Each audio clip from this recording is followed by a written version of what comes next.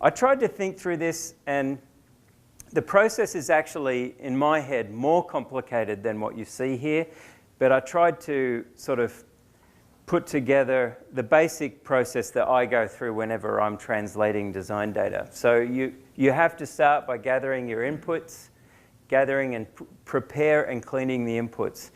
That's a very important step because, and particularly on the schematic side, if you're going to translate schematics, which most people do, because Altium Designer is very schematic driven, let's say, it's a garbage in, garbage out thing. Having good inputs and having clean inputs that have been adjusted to suit the destination is going to reduce your headaches. It's better to measure twice, cut once, plan ahead, all those things that we've heard 1,000 times. And in my slide deck, there's some small examples of this with regards to PADS Logic. If someone's using PADS Logic and PADS PCB and you're moving to Altium Designer, there are certain things PADS Logic does in schematic that Altium Designer won't like and it won't translate properly. And it's pretty much the same going from any tool to any other tool. So you can't ignore that step, and it's important to give it a lot of thought. Then we want to extract. By that I mean, usually we're going to have to go through a process of converting a first stage conversion. In the case of Cadence Allegro, for example, you usually download a PCB document as a BRD file, and it needs to be converted to ASCII. PADS, same thing. You want to export, open the design in PADS, and after you've made sure it's clean and ready to be translated, at that moment, you can save it as an ASCII file, which is much easier for Altium Designer ingest.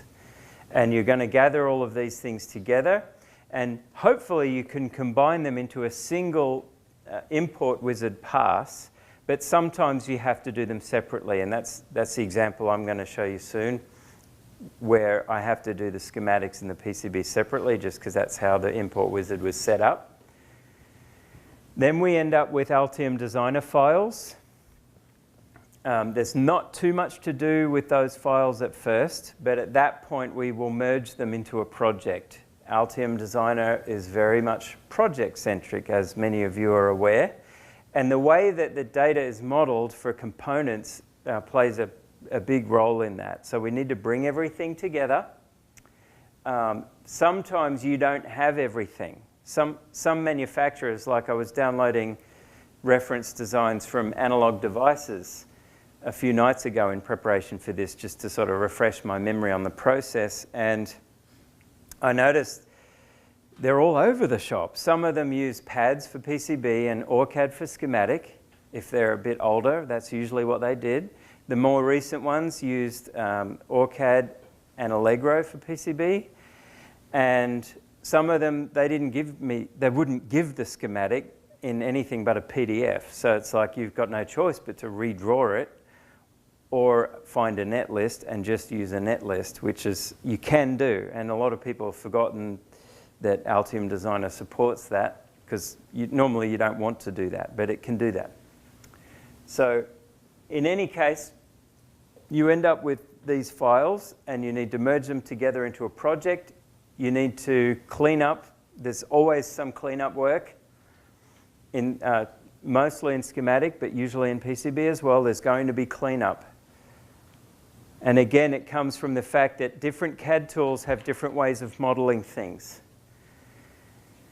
And then the components must be relinked because of the way Altium Designer identifies components. It's not the same as most other tools out there. It's a separate schematic program and a separate PCB program, and the parts are just known by their reference designator and nothing else. So I'll show you how to do that.